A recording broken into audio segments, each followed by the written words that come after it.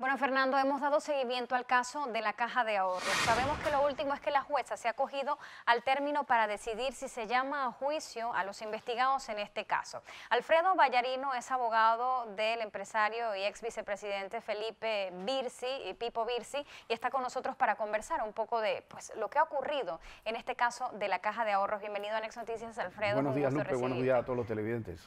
He dicho que la jueza acoge un término más o menos cuándo debería determinarse si se llama o no a juicio. Para dictar un auto son 14 días hábiles y ella tiene cierta cantidad de tiempo por cada página, por cada cantidad de páginas que tiene el expediente. Es un expediente extenso.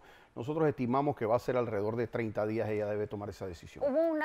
Estos últimos días de audiencia fueron decisivos. Los alegatos de la defensa, se dice que prácticamente se pone en duda el ABC del sistema judicial. Hubo alegatos importantes allí de la defensa, una juez que reconoce no saber nada de banca. ¿Qué crees que puede pasar? Fue la fiscal que reconoce la fiscal reconoce no saber nada de banca. En efecto, no solamente es que pusimos en duda el famoso ABC del Ministerio Público, sino que lo destrozamos.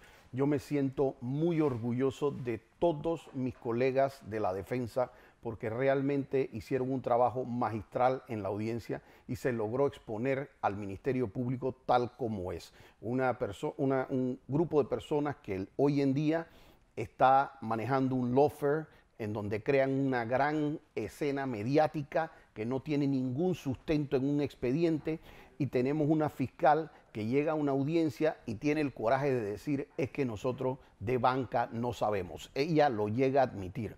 Pero fíjate qué curioso, en esa audiencia ella llega, y es una cosa que a nosotros nos da dolor porque conocemos a la persona, pero ella llega a la audiencia y pide incluso sobreseer a una señora que se llama Eleonor Zamudio.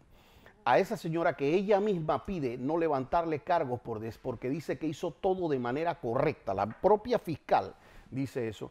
Hace 2 años la detuvo, dijo que tenía de todo en contra de ella, que tenía el delito probado, que tenía la vinculación, que tenía de todo. Y nosotros le decíamos, señora, esa señora no puede ni siquiera votar en la Junta Directiva, no es miembro de la Junta Directiva, es una secretaria que lleva las actas de lo que sucede en la Junta Directiva.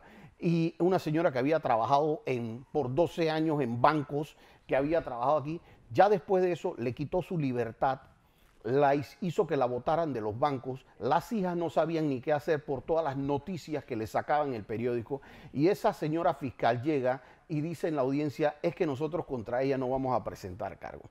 Fíjate que eso causa un dolor porque ya el daño está hecho, ya que importa que ella diga es que no tenemos nada en contra de eso. Pero eso es lo mismo que le está ocurriendo al resto de las personas. Las personas que estaban vinculadas a esa audiencia se dijo que había un peculado y que había habido un peculado por 7 millones de dólares. Se probó hasta la saciedad que el préstamo tenía garantías por más de 60 millones de dólares. Es decir, que nuestros representados hubieran tenido que ser tan brutos de irse a robar 7 millones de dólares dejándole 60 de garantía al banco.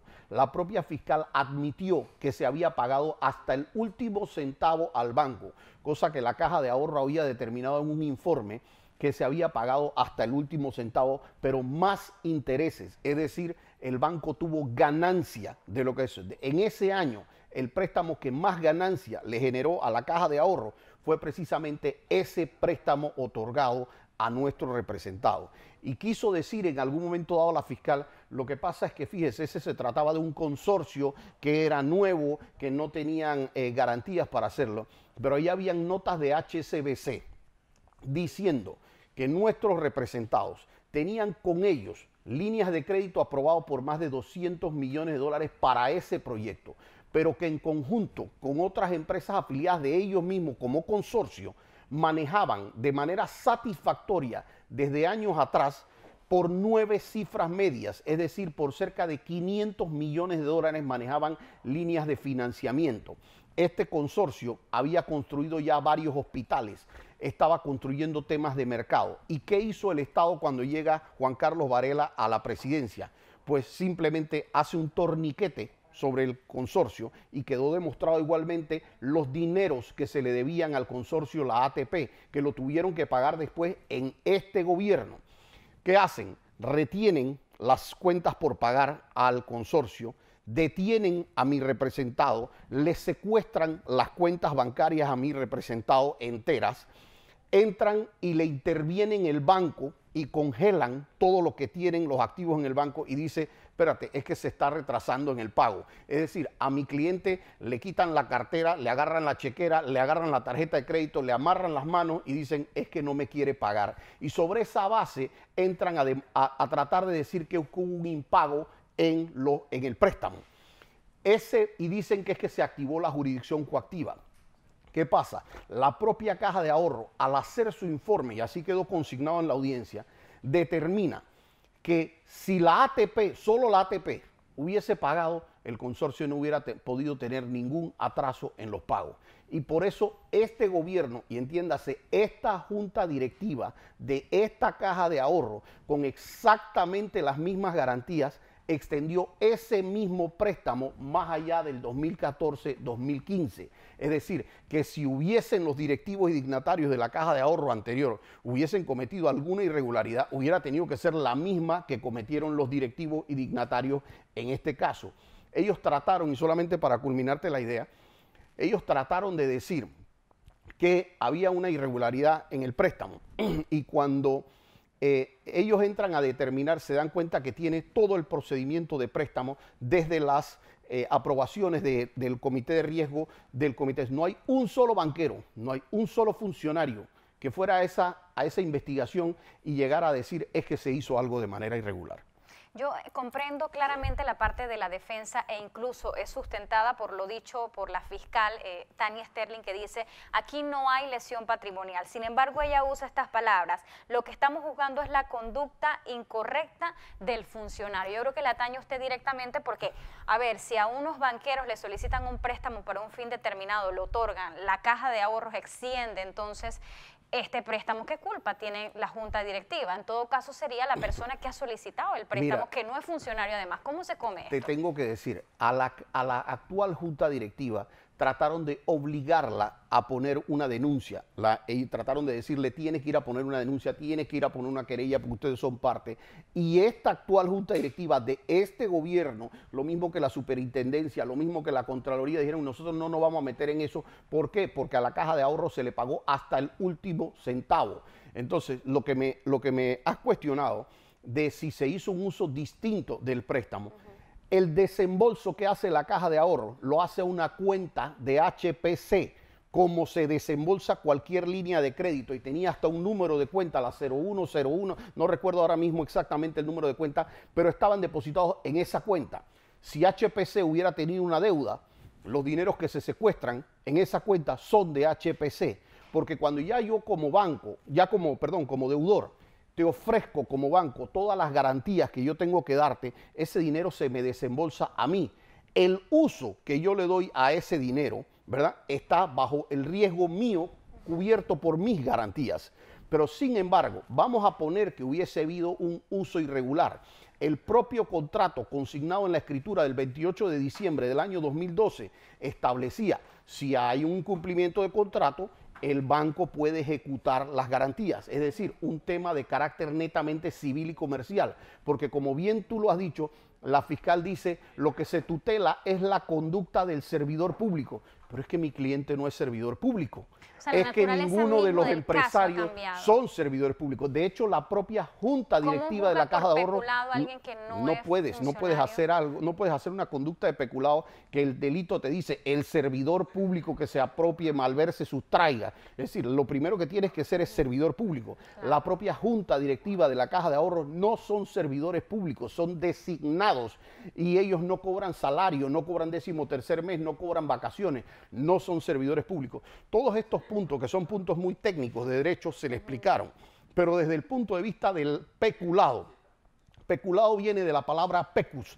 de pecunio, ¿verdad? Quiere decir que lo que se tiene que haber afectado es un activo, tiene que haberse afectado un patrimonio del Estado.